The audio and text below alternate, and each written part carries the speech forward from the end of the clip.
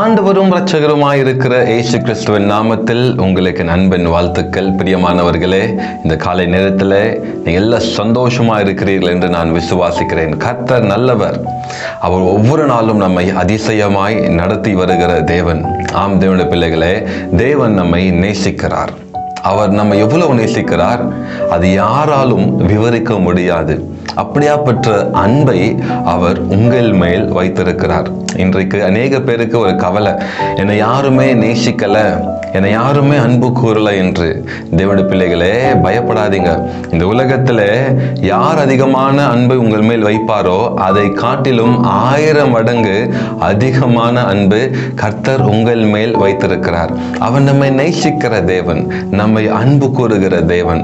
அதனால்தான் பாருங்க, நம் ஜெபிக்கும் பொழுது நம் ஜெபத்துக்கு அவர் பதிலை தருகிறார். நம்மை ஒவ்வொரு நாளும் பாதுகாக்கிறார், நமக்கு நல்ல சுகத்தை தருகிறார். ஒவ்வொரு நாளும் நம் தேவைகளை அவர் சந்தித்து வருகிற தேவனாக இருக்கிறார். ஆம் தேவனுடைய பிள்ளைகளே, கர்த்தருக்குள் நாம் எப்பொழுதும் மகிழ்ச்சியா இருக்கணும். ஏன் தெரியுமா? அவருடைய அன்பு அப்படியா இருக்கிறதுனாலே. இந்த காலை நேரத்திலும் வேதத்திலிருந்து ஒரு வசனத்தை நாம் தியானிக்கலாமா?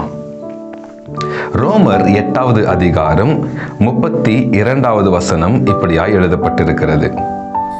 தம்முடைய சொந்த குமாரர் என்றும் பாராமல் நம் எல்லோருக்காகவும் அவரை ஒப்பு கொடுத்தவர் அவரோட கூட மற்ற எல்லாவற்றையும் நமக்கு அருளாதிருப்பது எப்படி? ஹல்லேலூயா. பாருங்க, இப்ப புரிகிறதா தேவன் நம்மேல் எவ்வளவு அன்பா இருக்கிறார் என்று? பாருங்க, தம்முடைய ஒரே பேரான குமாரனை நமக்காய் அவர் அனுப்பி வைத்தார், பலியாகும்படியாய். ஏன் தெரியுமா? அவர் நம்மேல் அவ்வளவு அன்பு வைத்திருக்கிறார். அப்போ அவர் நம்மேல் இவ்வளவு அன்பு வைக்கிறதுக்கு என்ன காரணம்? நாம் அவரை நேசித்தோமா? நாம் அவரை கூப்பிட்டோமா? இல்லை அவருடைய வழிகளில் நாம் நடந்து கொண்டிருந்தோமா? இல்லை. Though we were sinners, நாம் பாவிகளா இருக்கும் பொழுதுதான் அவர் தம்முடைய அன்பை வெளிப்படுத்தினார். தேவனுடைய பிள்ளைகளே, அதுதான் தேவனுடைய அன்பாய் இருக்கிறது. வேதம் சொல்லுகிறது, தேவன் தம்முடைய ஒரே பேரான குமாரனை நமக்காய் அனுப்பி வைத்தார் என்று. அப்போ தம்முடைய ஒரே பேரான குமாரனை அனுப்பும் பொழுது மற்ற காரியங்கள் நாம் கேட்கும் பொழுது அவர் நமக்கு கொடுக்காமல் இருப்பாரோ? அவர் கொடுப்பார்.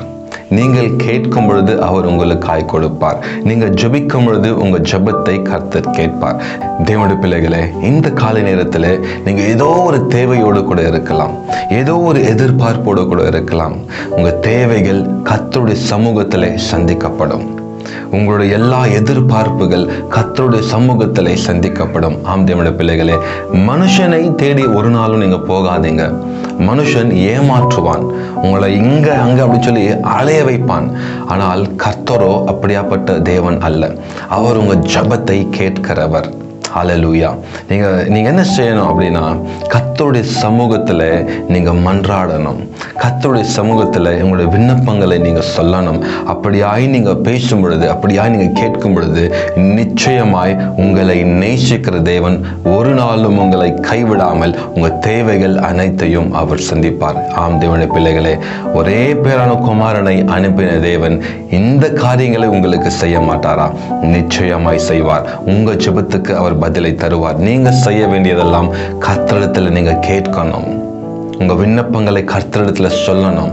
நீங்க ஜெபிக்கணும். நீங்க வாய்களை திறந்து ஜெபிக்கணும். கர்த்தரிடத்துல உறுதியாய் விசுவாசத்தோடு கூட நீங்க கேட்கணும்.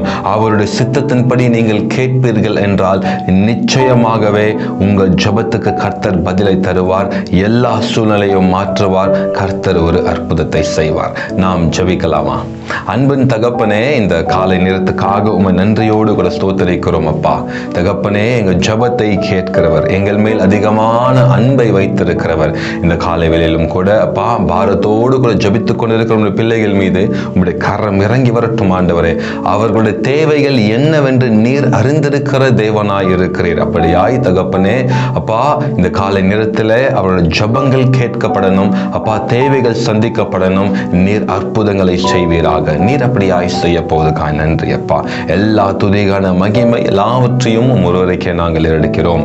இயேசுவின் மூலமாக ஜெபிக்கிறோம் எங்கள் ஜீவன் உள்ள நல்ல தகப்பனே. ஆமேன், ஆமேன், ஆமேன்.